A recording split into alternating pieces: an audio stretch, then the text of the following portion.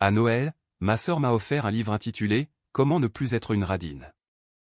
Tout le monde a trouvé ça hilarant. J'ai souri, j'ai dit merci, et j'ai ouvert l'enveloppe qu'elle m'avait glissée. À l'intérieur, il y avait un dossier de demande de prêt bancaire dont je devais être la co-signataire. Je l'ai déchiré en deux. Son visage s'est décomposé instantanément. Les fêtes de Noël.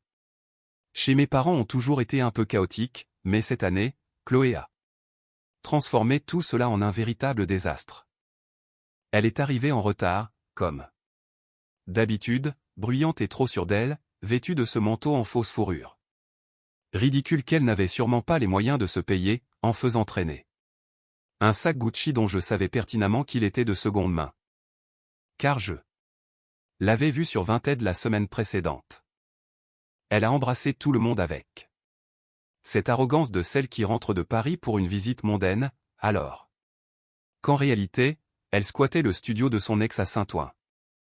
Nous étions tous réunis autour du sapin, échangeant les habituelles banalités sans enthousiasme. À faire semblant d'apprécier ce moment. Chloé avait clairement un plan. Elle me dévorait du regard, impatiente que son « numéro » commence. Finalement, elle m'a tendu un paquet emballé dans un papier doré brillant en s'écriant assez fort.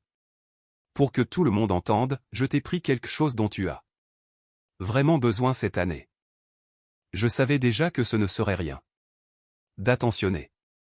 Je l'ai ouvert lentement, plus par méfiance que par curiosité. C'était un livre à la couverture jaune criarde avec de gros titres en gras.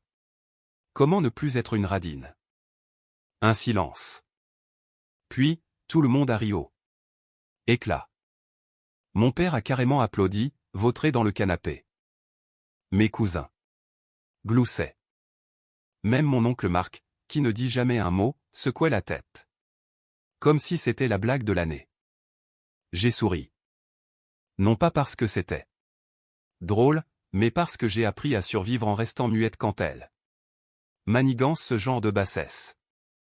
Chloé a toujours eu besoin d'un « méchant » dans ses petits drames personnels, et j'ai longtemps accepté de jouer ce rôle. Pour éviter les éclats.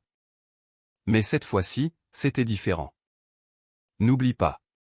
L'enveloppe, a-t-elle ajouté avec un sourire d'enfant qui vient de vous déposer un crapaud sur les genoux. J'ai ouvert l'enveloppe et j'en ai sorti un document plié en 3. J'ai d'abord cru à un chèque. Puis j'ai réalisé qu'il s'agissait d'une demande de crédit à la consommation. Son nom était déjà pré-rempli, ses informations saisies, et un post-it rose pointait vers la case co-emprunteur, qui était souligné. J'ai regardé le papier, puis je l'ai regardé. Elle souriait toujours. Alors, j'ai déchiré le document net en deux. Au milieu. Sans un mot, un geste lent et précis. J'ai laissé tomber les morceaux. Sur ses genoux comme si c'était du vulgaire papier cadeau. Un silence de mort.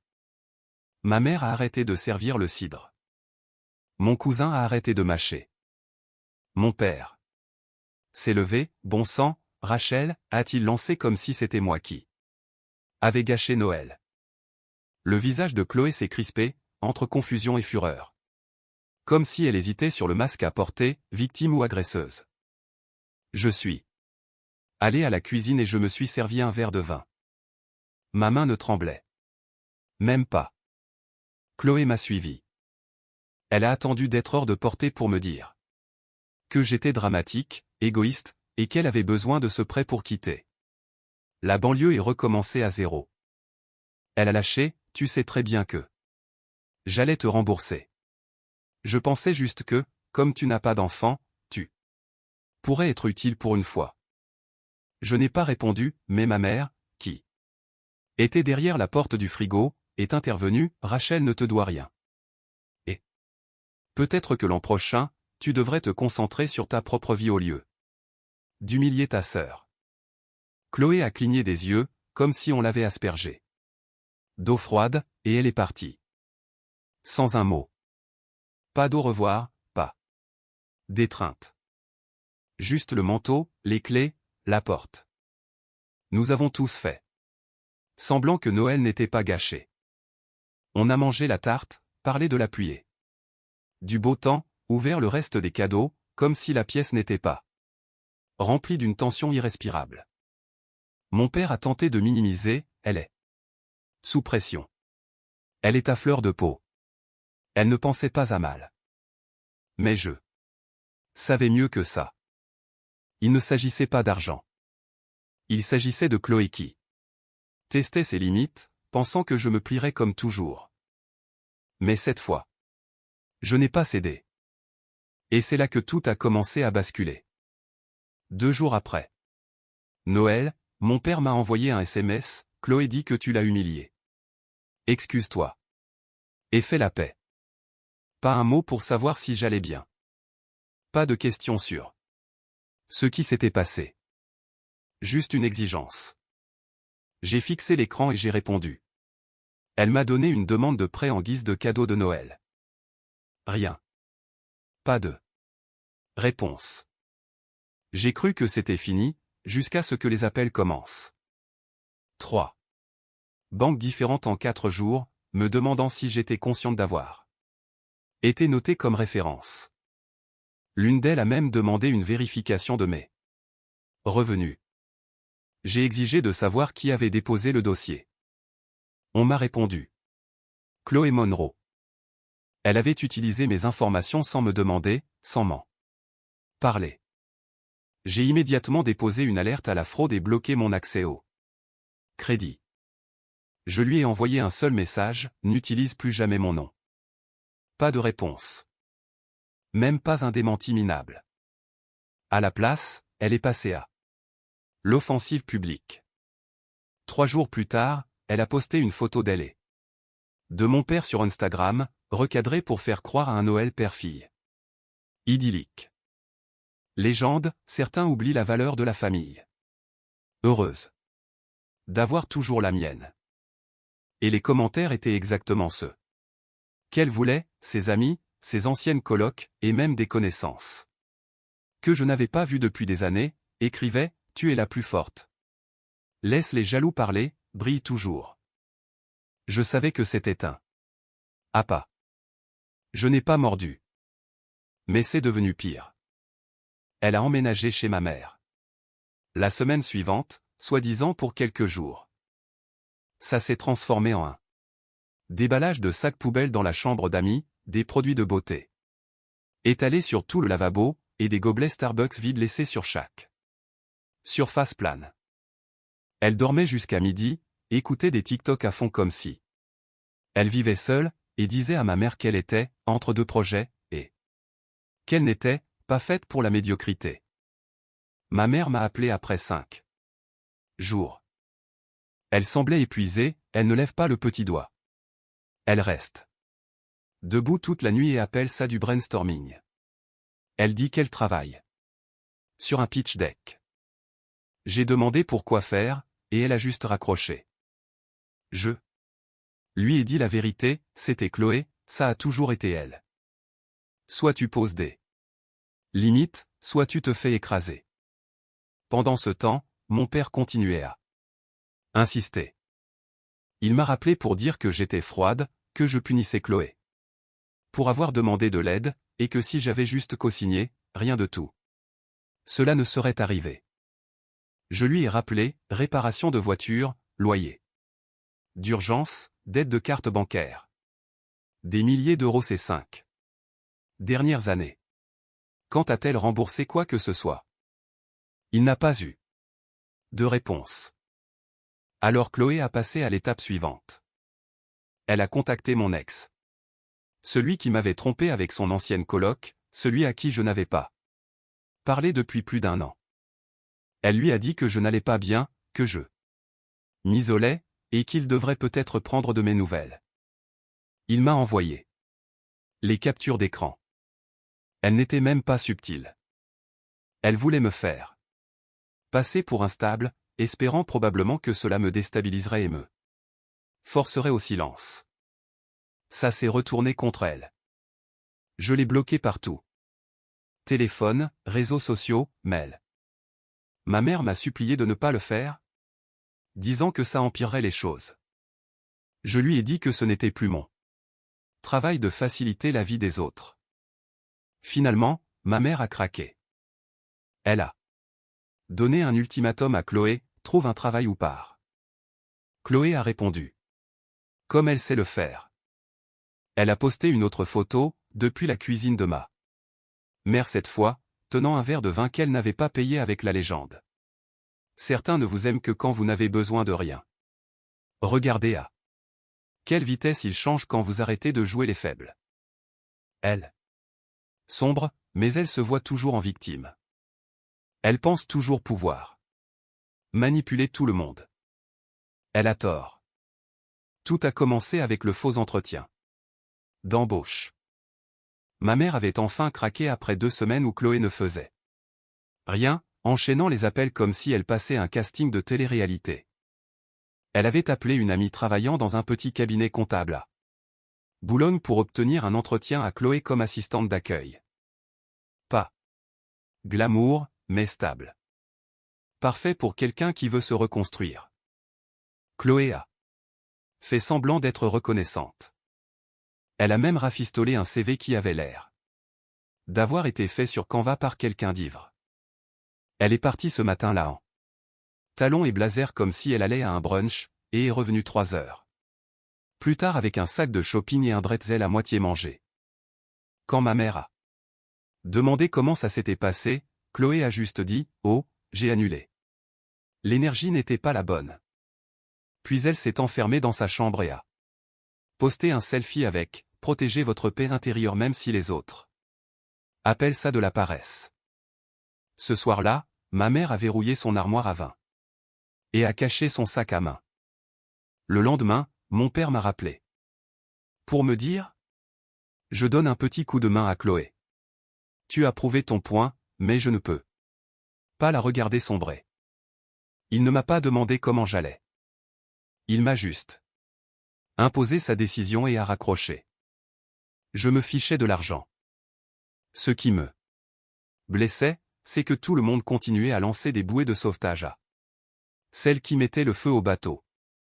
Mais Chloé n'en avait pas fini. Une semaine plus tard, j'ai reçu un mail des RH de mon entreprise. Quelqu'un m'avait accusé anonymement de faire du freelance pour un concurrent en utilisant les systèmes de la boîte. Ils avaient joint des captures d'écran de fichiers réels, d'anciennes maquettes d'un projet de refonte logistique que j'avais fait l'année précédente. Des trucs que j'avais partagés avec Chloé quand elle disait vouloir apprendre le UX design et se reconvertir dans la tech. Elle les avait gardés, attendus, puis les avait utilisés comme arme. J'ai dû passer 48 heures à expliquer au RH les horodatages, les messages Slack et les dossiers archivés.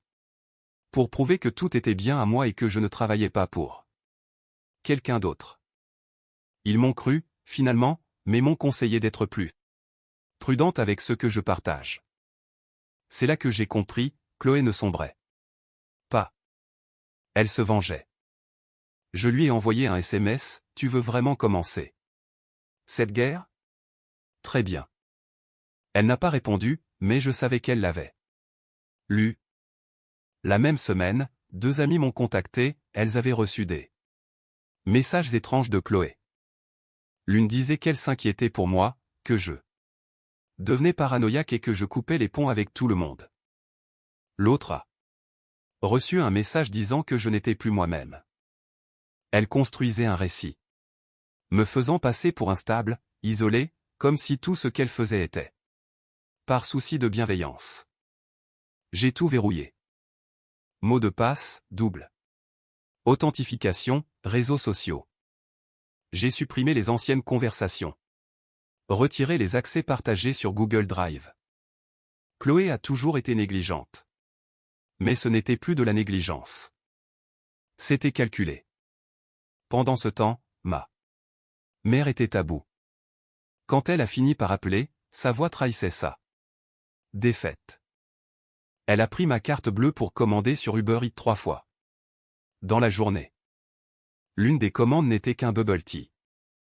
Je lui ai demandé de commencer à m'aider pour les courses, et elle m'a dit de respecter son Processus de guérison. J'ai dit à ma mère de la mettre à la porte. Pas de menacer, de le faire. Et elle l'a fait, discrètement. Elle a mis les affaires de Chloé, ses trousses de maquillage, ses 2 ring lights et une pile de livres de développement personnel dans 3 sacs poubelles qu'elle a déposés dans le garage. Puis elle lui a dit de partir. Chloé n'est pas partie calmement. Elle a pleuré, crié, traité ma mère de manipulatrice, s'est filmée en pleurant disant qu'elle était jetée comme une moins que rien par la femme qui l'avait élevée. Puis elle a appelé notre père. Papa est venu, l'a récupéré et est parti sans dire un mot à ma mère. Ce soir-là, Chloé a posté une story depuis le siège passager, visage à moitié éclairé, parfois, tout ce que tu as, c'est toi-même, et parfois, c'est déjà trop pour les autres. Puis rien pendant une semaine. Pas d'appel, pas de SMS, même pas de post passif-agressif. J'ai cru que c'était fini jusqu'à ce qu'elle m'écrive « Félicitations. Tu as eu ce que tu voulais. » Pas de ponctuation, pas d'émotion, juste du venin. J'ai regardé ce message longtemps avant de le supprimer, parce qu'elle n'avait toujours rien compris.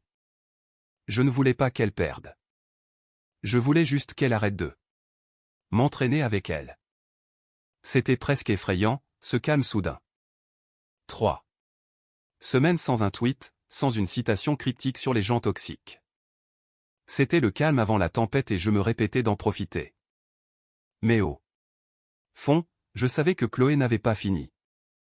Elle ne s'arrête jamais sauf si elle n'a plus d'option ou si elle prépare quelque chose de plus gros. Il s'avère qu'elle préparait quelque chose. Tout a commencé avec le mariage de ma cousine Morgane.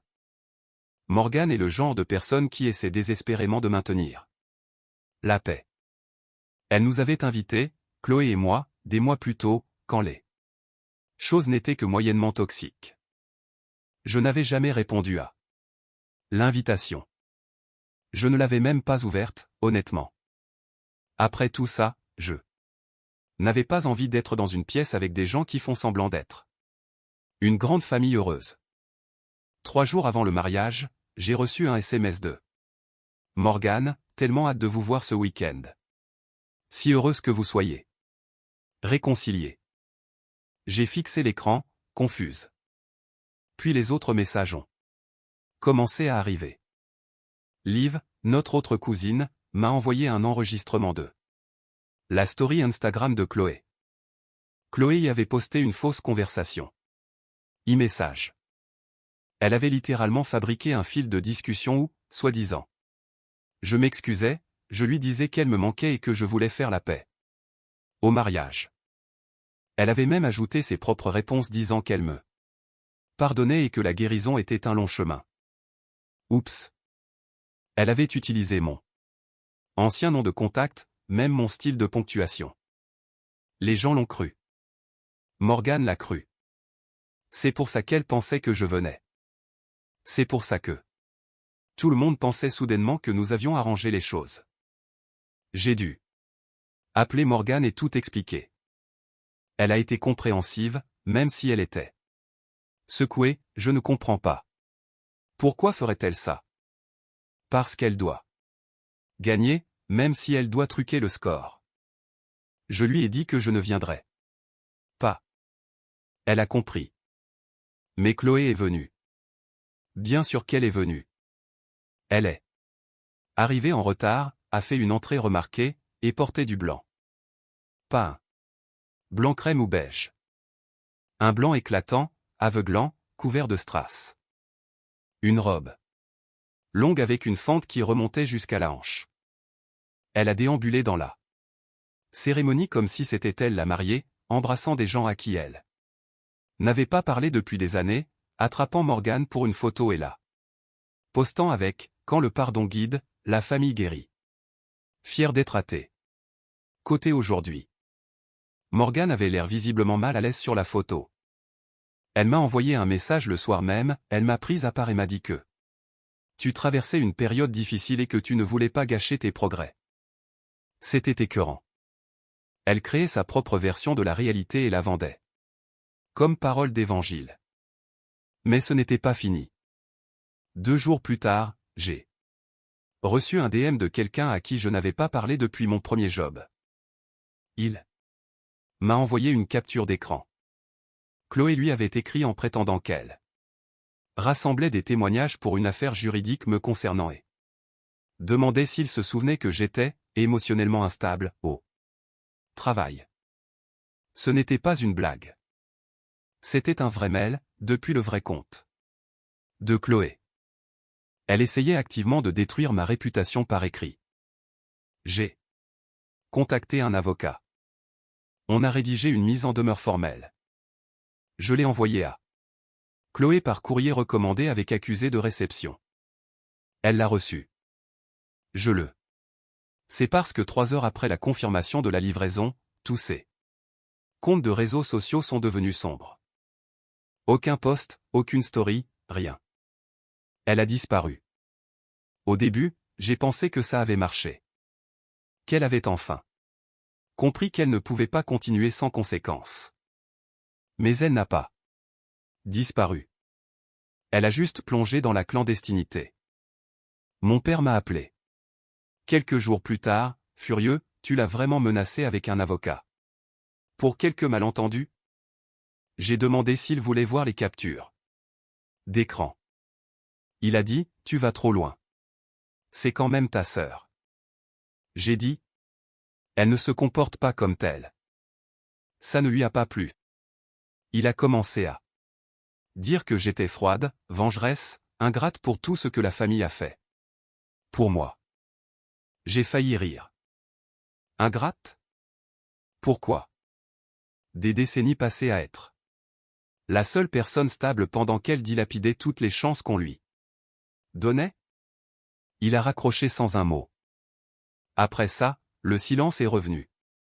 Mais ce n'était pas de la paix. C'était comme une corde tendue à l'extrême. Je regardais.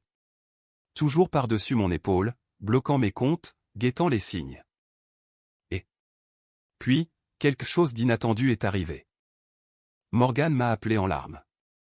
Chloé l'avait appelé pour la supplier de l'héberger. Elle avait dit à Morgane qu'elle n'avait plus nulle part où dormir, que notre père ne la soutenait plus et qu'elle avait juste besoin d'une semaine ou 2. Morgane a dit non. C'est là que j'ai su que Chloé avait atteint le mur. Elle avait brûlé tous ses ponts. Même ceux qu'elle pensait acquis. Ma mère l'avait mise dehors. Je l'avais coupée. Maintenant, même Morgane, la pacificatrice, disait non. Elle n'avait officiellement plus de port d'attache. C'est via une cagnotte en ligne que j'ai appris qu'elle était à la rue. Pas un appel, pas un message. Juste un lien que quelqu'un m'a transféré dans un groupe WhatsApp avec le message « C'est réel ?» C'était réel. La page était intitulée « Recommencer après des abus familiaux ». Il y avait une photo de Chloé, l'air émacié et les yeux écarquillés, comme prise juste après avoir pleuré. Peut-être qu'elle l'avait fait. La description ressemblait à un script de série télé. Elle affirmait avoir été jetée à la rue. Sans rien, accusée de mensonges impardonnables, et qu'elle survivait malgré la trahison de ceux qui étaient censés l'aimer le plus. Et elle m'avait cité nommément. Enterré au milieu du paragraphe, juste entre la phrase sur le gaslighting de sa seule sœur et le rejet d'une mère narcissique, il y avait. Rachel a refusé de m'aider. Elle m'a regardé me noyer et est partie. Elle a reçu des dons. Pas des milliers, mais assez. Assez pour de la nourriture, des hôtels miteux, peut-être une semaine de survie. Les commentaires étaient pleins d'inconnus validant sa version, reste forte, ma belle. La famille peut-être si toxique. Tu mérites mieux. Elle répondait à presque tout le monde. Des vidéos de remerciements depuis différents endroits. Des toilettes d'un Starbucks, un arrêt de bus, un couloir avec de la peinture qui s'écaille. Chaque vidéo était une nouvelle attaque, un petit changement dans son histoire pour Faire d'elle l'héroïne. Je n'ai rien dit publiquement. Je n'ai pas signalé la cagnotte. Je n'ai pas corrigé les mensonges. J'ai juste regardé de loin cette fille, celle qui falsifiait des mots d'excuses au lycée, jouer la plus triste arnaque de sa vie. Puis, elle a disparu des radars. Une semaine est passée. Puis, un appel d'un numéro inconnu pendant une réunion Zoom. J'ai laissé aller sur la messagerie. Plus tard, j'ai écouté. C'était une assistante sociale. Elle disait que Chloé m'avait noté comme contact d'urgence, qu'elle essayait d'entrer dans un programme d'aide à l'emploi et qu'elle avait besoin d'une caution. Je n'ai pas hésité. J'ai rappelé et j'ai dit, non. Je ne ferai pas partie de ça. Je ne suis plus impliqué dans sa situation. Silence à l'autre bout. Puis la femme a juste dit, compris, et a raccroché. Pour la première fois, je ne me suis pas senti coupable. Pas engourdi, pas en conflit, juste solide. Comme si j'avais enfin cessé de la laisser réécrire ma vie autour de la sienne. Puis est venu le mail de mon père. Objet, dîner de famille. Parlons-en. Juste ça. Aucune explication, juste une invitation à venir dimanche prochain et à passer à autre chose. J'ai failli le supprimer, mais ma mère a appelé le soir même pour me dire qu'elle y allait. Je n'en ai pas envie, a-t-elle dit, mais si je n'y vais pas, il dira que c'est moi qui divise la famille. J'ai accepté de venir, mais seulement pour écouter. J'ai été clair. Dimanche soir, nous sommes arrivés chez mon père. Tout était mis en scène. Bougies allumées, vin servi. Table dressée comme pour un dîner de Noël. Chloé était déjà là. Elle était différente. Pas humble, pas pleine de regrets, juste fatiguée. Ses vêtements étaient froissés, ses cheveux attachés avec un élastique de supermarché. Pas de maquillage, pas de filtre, juste la vraie, elle, et ça rendait l'atmosphère encore plus lourde. Nous nous sommes assises. Nous avons mangé. Personne n'a parlé. Puis notre père s'est lancé dans ce discours répété sur l'unité, le pardon et le fait de laisser tomber les rancœurs. Il continuait de me regarder. Comme si c'était moi qu'il fallait convaincre. Puis Chloé s'est lancée. Elle a commencé par quelque chose qui ressemblait presque à des excuses, je sais que je suis allé trop loin. J'étais blessé. J'ai réagi violemment. Mais ça n'a pas pris. On aurait dit qu'elle lisait un script auquel elle ne croyait pas. Elle-même. Puis elle a dit, j'ai beaucoup perdu. Je demande un peu de compassion. Pas de lui. De toi. J'ai regardé ma mère. Elle a juste secoué la tête. Alors j'ai regardé Chloé et j'ai dit, tu ne veux pas de compassion. Tu veux un accès. Silence.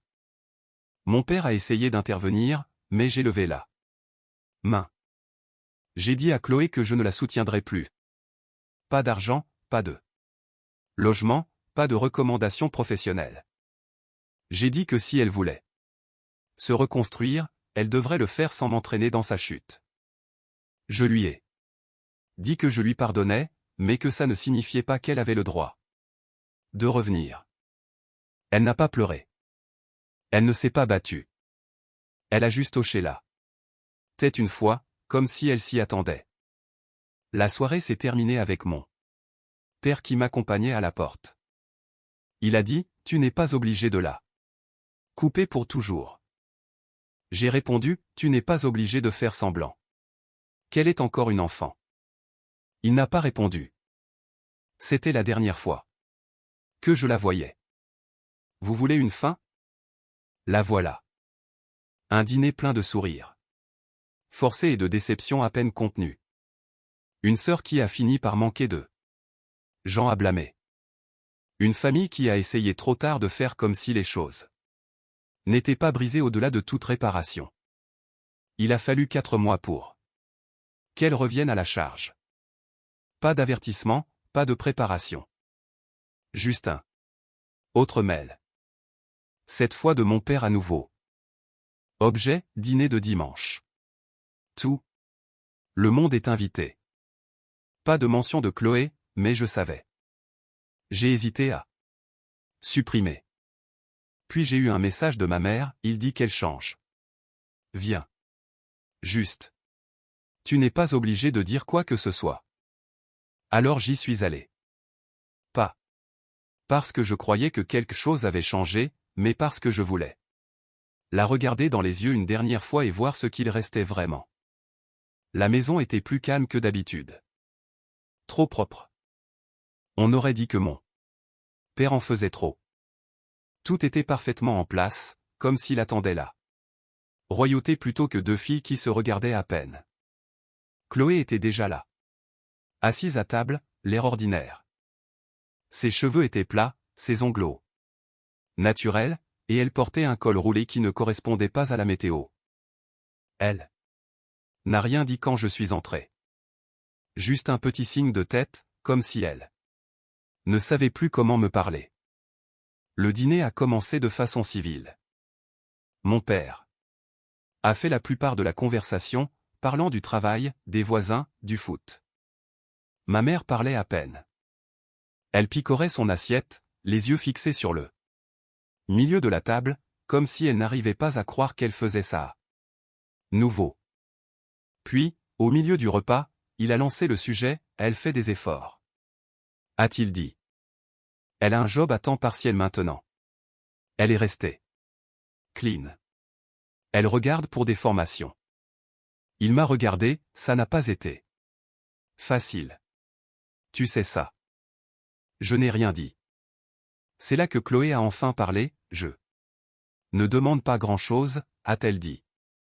Juste un peu d'aide pour rester sur la bonne voie. La pièce s'est figée. Elle a continué. Elle disait qu'elle avait besoin de quelqu'un pour co-signer le bail d'un petit studio qu'elle avait trouvé. Que son job ne payait pas assez pour être accepté seule. Qu'elle ne demandait pas d'argent, juste une signature. Je n'ai même pas eu à répondre. Mon silence l'a fait pour moi. Mais mon père s'est penché en avant, les coudes sur la table, et a dit, réfléchis-y juste. Si tu veux vraiment que cette famille guérisse, peut-être que c'est l'étape à franchir. J'ai regardé mon père, puis Chloé, puis ma mère qui, pour la première fois, a pris la parole, elle en a déjà donné plus que n'importe qui. Tu ne peux pas continuer à lui demander de payer pour cette guérison. Chloé a tressailli. Pas de façon dramatique, juste. Assez pour que je le voie. Mon père s'est adossé, frustré, alors on va juste la laisser échouer encore une fois. Ma mère a répliqué, peut-être qu'échouer est la seule façon pour elle d'apprendre. Le reste du dîner s'est fait dans le silence. En partant, alors que je récupérais mon manteau, Chloé m'a suivi jusqu'à la porte. Elle n'a pas supplié. Elle n'a pas pleuré. Elle m'a juste regardé et a dit, cette fois, je fais vraiment des efforts. J'ai dit. Alors fais-les sans moi. Elle a hoché la tête une fois, comme si elle connaissait déjà la réponse. Alors que je sortais, mon père a crié derrière moi. C'est quand même ta sœur. Je ne me suis pas retourné. J'ai juste dit. Ce n'est pas toujours une bonne chose. Et c'était tout. Pas d'explosion. Pas d'arc de rédemption. Juste un schéma brisé qui essaie de se réparer sans les outils nécessaires. Une famille qui fait semblant d'avancer tout en traînant le même poids derrière elle. Je n'ai plus eu de nouvelles de Chloé depuis, mais je ne guette plus à la porte.